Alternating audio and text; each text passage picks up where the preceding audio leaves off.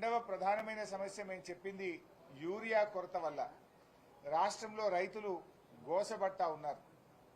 కాంగ్రెస్ ఏమో బీజేపీ పేరు చెప్పి తప్పించుకుంటుంది, బీజేపీ ఏమో కాంగ్రెస్ పేరు చెప్పి తప్పించుకుంటుంది. కాంగ్రెస్ బీజేపీలు దొంగ నాటకాలు ఆడి రైతులను గోసబెడతా ఉన్నారు. అందువల్ల అసలు కాంగ్రెస్ తప్ప బీజేపీ తప్ప ఏంది ఈ సమస్య కారణం ఏంది? 10 ఏళ్ల బీఆర్ఎస్ హయాంలో లేని సమస్య ఇప్పుడు ఎందుకు వచ్చింది? దానికి ఏదైనా పరిష్కారం చూపిద్దాము అనే అంశం మీద శాసనసభలో ఈ ఎరువుల కొరత మీద మాట్లాడాలని బీఆర్ఎస్ పార్టీ ప్రతిపాదించింది. ఈ 2 అంశాలు తప్పకుండా తీసుకోవాలని చెప్పి మేము కోరాం. వీటితో పాటు అనేక సమస్యలు, గ్రామాల్లో పారిశుధ్య నిర్వహణ సరిగా లేక మలేరియా, డెంగ్యూ, వైరల్ ఫీవర్స్తో ప్రజలు బాధపడతా ఉన్నారు.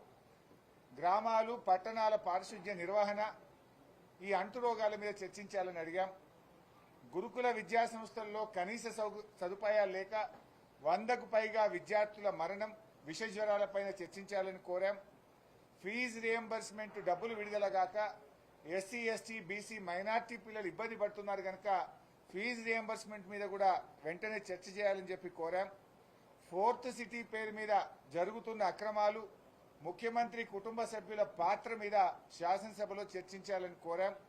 అదేవిధంగా పౌర సరఫరాల శాఖలో ధాన్యం కుంభకోణము, బాధ్యులపై చర్యలు తీసుకోవడం అనే అంశం మీద చర్చ చేయాలని, అదేవిధంగా ప్రభుత్వ ఉద్యోగుల టీఏలు, డిఏలు, సరెండర్ లీవ్లు, రిటైర్మెంట్ ఉద్యోగుల బెనిఫిట్స్ ఇవ్వకపోవడము, పీఆర్సీ ఇవ్వకపోవడము, 5 డిఏలు పెండింగ్ ఉన్న అంశాల మీద కూడా చర్చ చేయాలని చెప్పి కోరాం. గోదావరి బనకచెర్ల ప్రాజెక్టు వల్ల తెలంగాణ రాష్ట్రానికి జరుగుతున్న అన్యాయం మీద శాసనసభలో చర్చించాలని కోరాం. అదేవిధంగా మరి హైడ్రా కూల్చివేతలు, పేదలు పడుతున్న బాధలు, ప్రభుత్వ ఆసుపత్రుల్లో కనీస సౌకర్యాలు లేని విషయాలు తదితర అంశాల మీద బీఆర్ఎస్ పార్టీ ఈ శాసనసభ సమావేశాల్లో చర్చించాలని కోరాం. దురదృష్టం ఏంటంటే రాష్ట్ర ప్రభుత్వం 2 రోజులు అసెంబ్లీ జరుపుతామంటున్నారు. 2 రోజులు అంటే 2 రోజులు అంటే ఇవాళ రేపు ఖతం బర్కాస్. అంటే పారిపోతున్నది ప్రభుత్వం.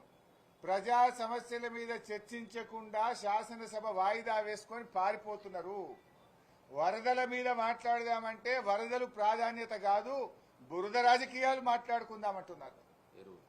ఎరువుల మీద, రైతుల మీద మాట్లాడదామంటే అది మెల్లగా మాట్లాడుకుందాం, తొందరేమున్నది అంటున్నారు. అందుకే ఎరువుల మీద, రైతుల కష్టాల మీద, వరదల మీద, ప్రజలు పడుతున్న బాధల మీద మాట్లాడడానికి ప్రభుత్వం ముందుకు రాకపోవడం వల్ల మేము బీఏసీ మీటింగ్ నుంచి వాకౌట్ చేసి బయటకు రావడం జరిగింది.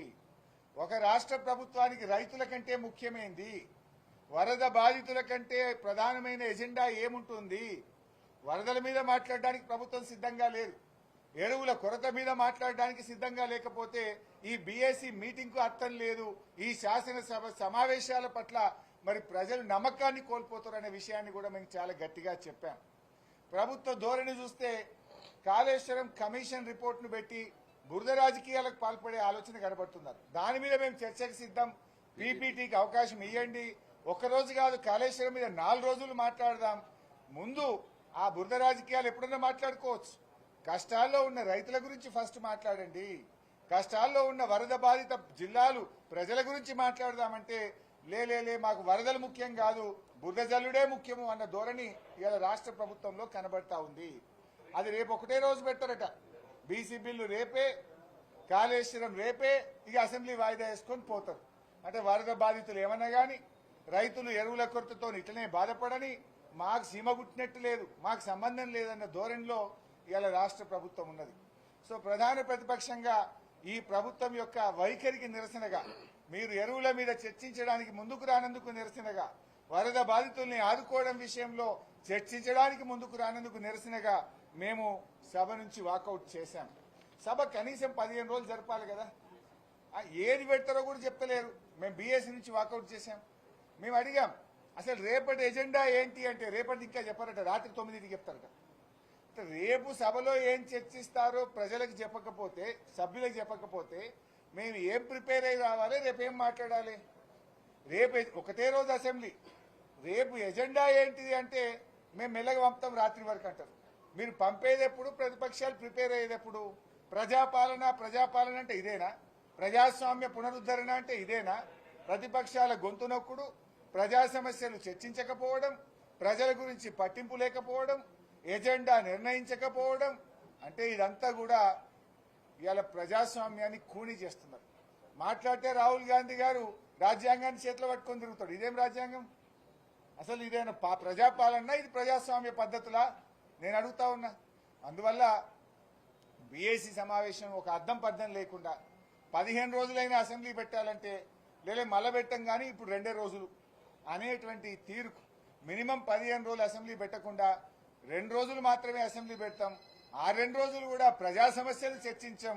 కేవలం బురద రాజకీయాలే మాకు ప్రాధాన్యత. ప్రతిపక్షాల మీద బురద జల్లడం, స్థానిక సంస్థల ఎన్నికల్లో ఏదైనా రాజకీయంగా లబ్ధి పొందడమే మా యొక్క ప్రాధాన్యత అనే ధోరణిలో ప్రభుత్వం ఉంది కనుక దానికి నిరసనగా మేము వాకౌట్ చేస్తాం. సో ప్రభుత్వం అయితే స్థానిక సంస్థల మీద ఏం చెప్పలేదు, రేపటి ఎజెండా ఏందో చెప్పలేదు. చూచాయగా 2 విషయాలు చెప్పారు ఎలియా మినిస్టర్ గారు. ఒకటి, కమిషన్ రిపోర్ట్ అసెంబ్లీలో పెడతాం, బీసీ బిల్లు పై అసెంబ్లీలో పెడతామని చెప్పారు. మరి ఎన్ని రోజులు సభ జరుపుతారంటే 2 రోజులు అన్నాడు. మరి ఇలా అయిపోయింది, రేపు ఒకటే రోజు. ఆ 2 రోజులు మరి మళ్ళా ఎట్లనండి? ప్రజా సమస్యలు ఉన్నాయి కదా, ఎరువులు ఉన్నాయి కదా, యూరియా ఉంది కదా, బురద రాజకీయాలు ఎప్పుడైనా చేసుకోవచ్చు. మనం ఎరువుల మీద రేపు మాట్లాడదాం. బీజేపీ వాళ్ళు ఇస్తలేరంటున్నారు కదా ఎరువులు. అసలు బీజేపీ వాళ్ళు ఇస్తలేరా? ఇది కాంగ్రెస్ వైఫల్యమా? ఎట్లా ఇది పరిష్కరిద్దామో అసెంబ్లీలో మాట్లాడదాము అన్నాం. దానికి సిద్ధంగా లేరు. They are not prepared to discuss in the assembly. BJP వాళ్ళు కాంగ్రెస్ వాళ్ళ పేరు చెప్పి తప్పించుకుంటారు, కాంగ్రెస్ వాళ్ళు బీజేపీ వాళ్ళ పేరు చెప్పి తప్పించుకుంటారు. ఇద్దరు కలిసి రైతుల ఉసురు పోసుకుంటున్నారు. That's way we have boycotted from BSC meeting.